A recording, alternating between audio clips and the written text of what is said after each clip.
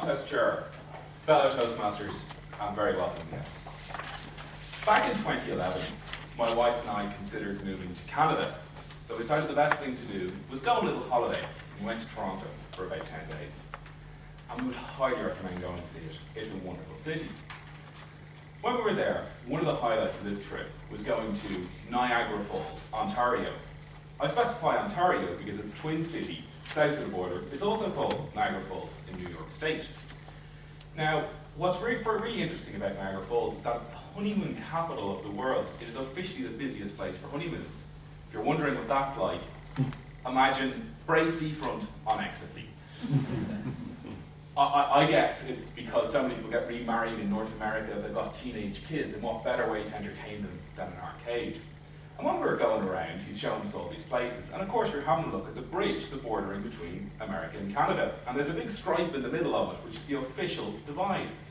And they informed us that tourists had gone jogging, crossed over the bridge, and then the American Border Patrol charged them for entering the country illegally.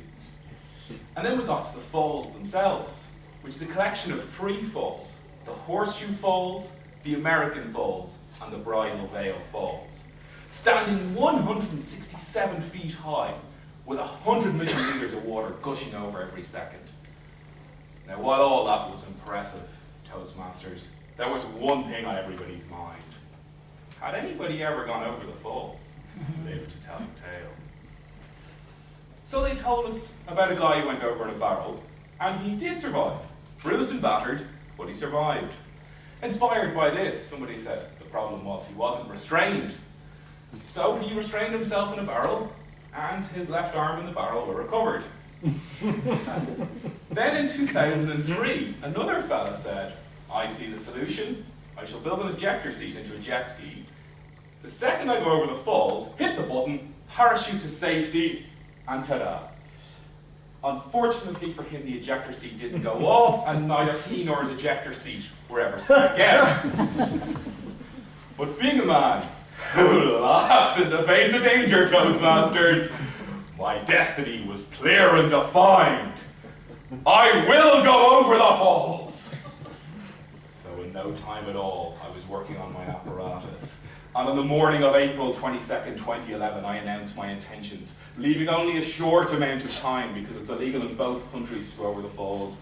A local takes me out in a speedboat, the middle of the falls. It's bitterly cold and the water's gushing past like you've never seen before. I set up my apparatus and I get in, and it's thrusting me forward faster than I can imagine, and in no time I'm over the falls, expertly do my 180. And what was my sailing vessel is now my hang glider. And I'm going down, gracefully. A 20-second flight is all it should be. And then a gust of wind, and the heavens opened.